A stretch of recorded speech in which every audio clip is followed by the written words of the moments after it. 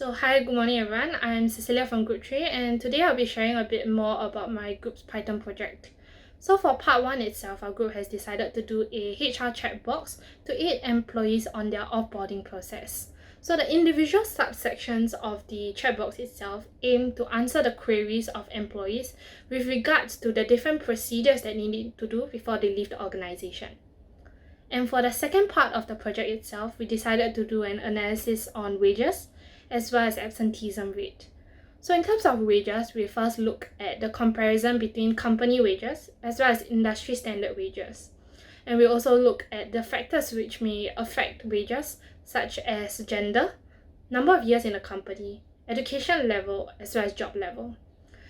And then moving on, in terms of the analysis of the absenteeism rate, we look at the common reasons of absenteeism as well as the factors which may affect absence rate. So this will include factors such as whether the individual is a social drinker, a social smoker, and even their BMI.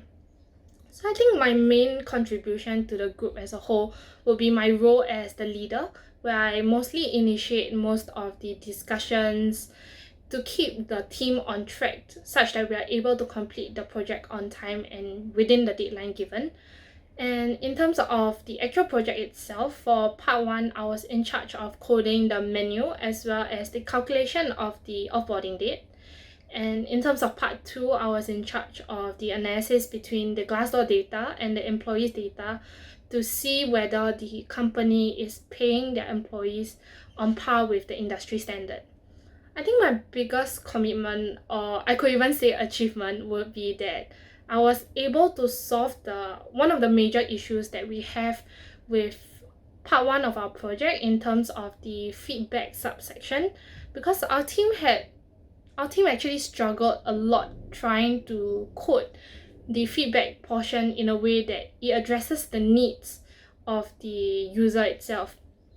So that brings me to the point on what I've learned from the project. So firstly is definitely patience, because I think coding requires a lot of patience and understanding of what the program aims to help.